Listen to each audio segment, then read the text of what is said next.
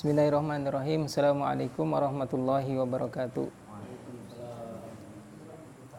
Alhamdulillah. Alhamdulillahi rabbil alamin. Wassalatu wassalamu ala asrafil anbiya'i wal mursalin wa ala alihi wa ashabihi wa man tabi'ahum bi ihsanin ila yaumiddin, amma ba'd.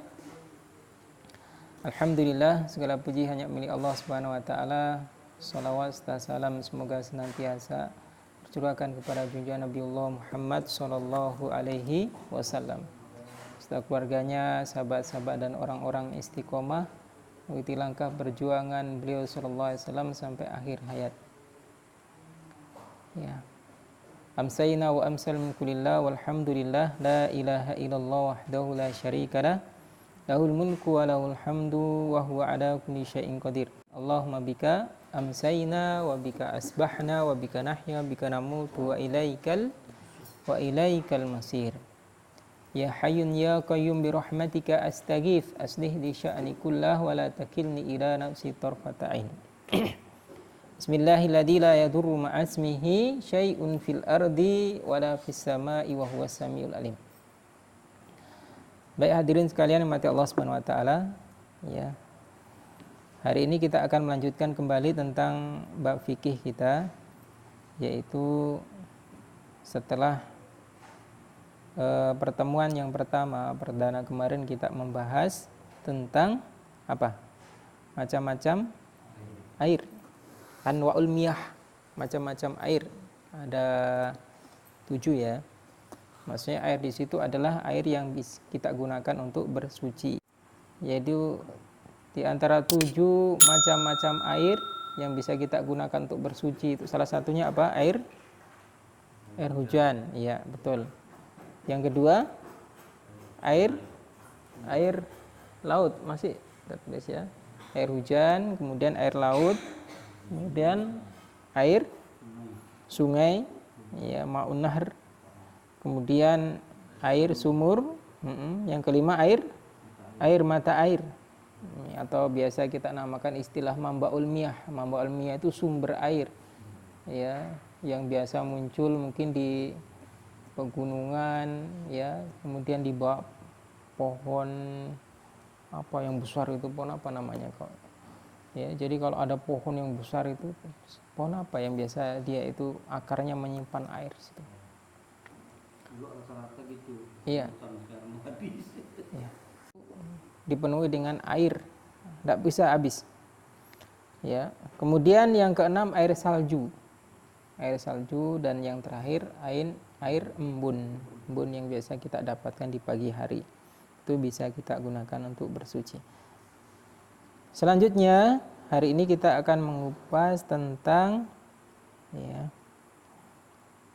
penyamakan kulit bangkai. Ya, penyamakan. Tahu penyamakan enggak? Penyamakan kulit bangkai, bagaimana statusnya ini? Saya bacakan hadisnya ya, hadis yang selanjutnya. Wa juludul maitah, ya. Wa juludul maitati tadhuru bid-dibagh ila jiddal kalbi wal khinzir wa ma tawallada minhuma aw min ahadihima. Ya. Kulit bangkai binatang bisa menjadi suci dengan disamak. Ya, wajudul maitah tadhuru bid-dibagh. Dibagh itu disamak. Kulit bangkai itu menjadi suci dengan disamak. Illa jildal kalbi, kecuali kulit anjing. Kulit anjing wal khinzir, dan babi.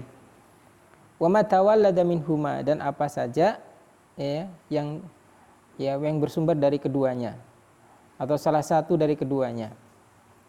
Misalkan kalau di sini seperti apa, tulang dan bulu bangkai, bagaimana status bulu bangkai? Ya, tulang dan bulu bangkai maka adalah najis kecuali mayat manusia. Wa admul maitah wa sya'ruha najisun illal adami. Ya, tulang dan bulu bangkai, bulu tulangnya pun menjadi najis. Illal adami, kecuali mayat manusia. Ya, nanti saya terangkan ya. Baik hadirin mati Allah Subhanahu wa taala, ya. Jadi pembahasan kita di sini adalah penyamakan kulit bangkai. Bagaimana status penyamakan kulit bangkai? Penyamak itu ya dibersihkan ya. Apa yang dibersihkan? Daging yang menempel pada kulit, darahnya, ya kulitnya. Kita nguliti kulit ya kalau kita kulit sapi yang biasa kita korban itu kan dikuliti. Jadi sesuatu yang nempel di dagingnya, di kulitnya tadi, pada daging sedikit atau darahnya, itu bisa dibersihkan dengan disamak. Disamak itu dengan dibersihkan, kemudian dibakar, ya. Dan itu bisa digunakan, ya, bisa digunakan. Bagaimana status kulit bangkai yang tersucikan dengan disamak? Ada yang mengatakan, oh itu tidak. Tapi pendapat yang benar adalah itu menjadi suci, ya, menjadi suci. Di antara hadis-hadis nanti saya sebutkan ya, dalil-dalil bahwa itu menjadi suci. Hadis yang pertama adalah hadis Ibnu Abbas radhiyallahu anhuma. Semoga Allah meridainya, meridai keduanya. Rasulullah sallallahu alaihi wasallam bersabda, "Idza dubighal ihab faqad tahur." Jika kulit bangkai disamak, sungguh menjadi suci. Jadi misalkan kita nemu bangkai begitu ya, sapi yang sudah mati, ya kan haram, ya tidak boleh kita menyembelihnya. Misalkan apa yang mati? Ayam, tidak bisa ya. Sapi ya, sapi tabrak pakai truk, tabrak mati. Dimakan tidak tuh? Halal tidak? Haram. Kenapa? Tidak disembelih. Dia mati karena tabrak. Dalam surat Al-Maidah, sesuatu binatang yang mati karena ditabrak tanpa proses penyembelihan, maka itu haram. Terus bagaimana dengan ketapel misalkan? Tembak kan tidak disembelih itu. Misalkan Pak Nasrul nembak atau dipanah. Zaman dulu kan orang-orang ketika cari binatang buruan kan dengan berkuda, kemudian dengan panah atau tombak. Ya, panah atau tombak. Tanpa proses, terkadang di sana tanpa proses apa? Penyembelihan. Iya ada. Kalau dipanah kemudian disembelih. Misalkan kijang atau rusa dipanah. Tak, kena kan jatuh kemudian disembelih. Tapi begitu kena dipanah, kena kepalanya terus mati, itu bisa dimanfaatkan enggak? Maka iya, maka penyembelihan hewan buruhan dengan mengucapkan bismillah. Bismillah, dengan menyebut nama Allah, bismillah, Allahu Akbar, lempar panah, tak kena, maka itu halal. Walaupun tanpa proses nanti penyembelihan. Adapun nanti ketika kena perutnya dalam proses sakratul maut, maka secepatnya untuk dipotong. Kenapa? Itu bagian daripada akhlak ihsan, ya, dalam penyembelihan, yaitu harus menajamkan parang lalu segerakan dalam proses pembunuhannya. Baik, menemukan bangkai, ya, lalu kita bisa memanfaatkan kulitnya. Untuk apa kulit itu? Untuk beduk, untuk rebana. Ya. Salah satu alat musik yang masih dikategorikan boleh ya, itu satu ya, rebana. Itu pun nanti dalam proses waktu-waktu tertentu, ya misalkan di hari raya saja, ya tidak ada, itu waktu khusus, ya. Selain itu tidak boleh. Kemudian hadis yang kedua, ayyuma ihabun dubiga faqad tahura. Kulit bangkai apa saja yang disamak maka sungguh menjadi suci, ya. Yang disamak itu sudah menjadi suci. Ya, kalau tadi hadis yang pertama saya bacakan, kecuali apa? Bangkai apa? Anjing dan babi. Kenapa? Wa mata walada minhuma, apa saja yang keluar dari keduanya, semuanya ya, itu menjadi haram juga.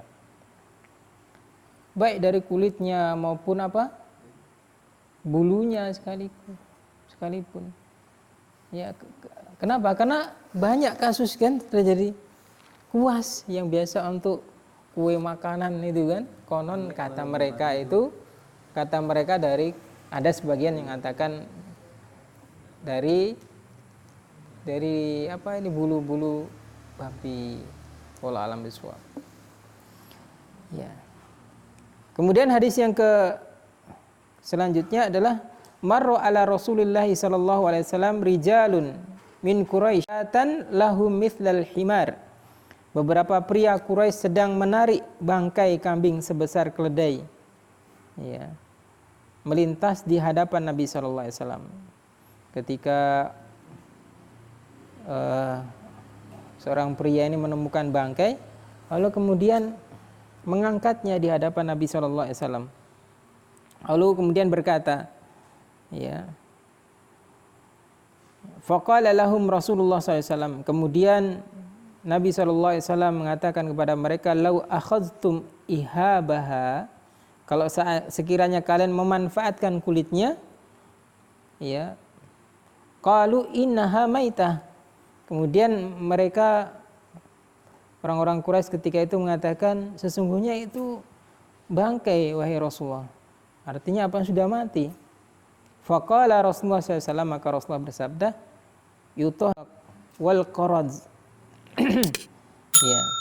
Kemudian Rasulullah mengatakan, maka bersihkanlah kulitnya, ya, dapat disucikan dengan air dan qaraz. Qaraz itu nanti saya terangkan ya apa yang maksud dengan qaraz di sini. Ya. Qaraz. Ya. Jadi bisa disamak. Ya, bersihkan dengan disamak. Ya. Tadi apa disamak artinya? Diapakan? Diapakan? Ya. Dibuang daging dan darah yang menempel di mana? Di bagian kulit tadi. Menerangkan bagaimana cara membersihkan dengan cara disamak, dibersihkan, tuangkan dengan air, disikat begitu ya. Kemudian taburi dengan qaraz. Qaraz itu di sini disebutkan semacam tumbuhan, sejenis tumbuhan. Maka Imam An-Nawawi menegaskan bolehnya penyamakan dengan apa saja yang dapat menyerap keluar kotoran yang ada dalam kulit bangkai, bersihkannya. Mungkin sekarang itu pakai apa itu, semprot ya, yang pakai apa itu ada apinya, kemudian dikerik lagi, ya. Atau dengan kulit delima, atau kulit delima rendam pakai itu bisa, ya. Atau pakai tawas untuk menghilangkan bau, ya, warnanya bisa. Atau obat-obat yang sejenisnya untuk membersihkannya. Manfaatkan itu apa? Ya banyak manfaatkan. Ya, misalkan bangkai kulit, bangkai buaya sekarang kan bisa dimanfaatkan untuk apa? Sepatu, manfaatkan untuk topi, ya, apalagi ikat pinggang, ya. Untuk songkok boleh tak? Ya, songkok dari kulit buaya. Kerasnya dibuat. Ya. Boleh. Ya, nanti saya sebutkan hadis-hadisnya ya. Boleh. Baik. Kemudian ya. Hadis yang selanjutnya dari riwayat Ahmad, penyamakannya adalah kesuciannya atau penyembelihannya. Ya. Jadi penyamakan itu adalah kesuciannya, jadi dibersihkan tadi. Ya, dibaguha zakatuha, cara penyamakannya adalah penyembelihannya. Jadi bangkai tadi cara penyamakannya itu bagian daripada cara penyembelihan khusus untuk kulit tadi. Dibaguha, disamak. Riwayat Ibnu Hibban, zakatuhal adimi dibaguha. Dibaguhu. Penyembelihan kulit bangkai adalah penyamakannya. Jadi jelas ya, hadis untuk menguatkan bagaimana metode cara penyamakan.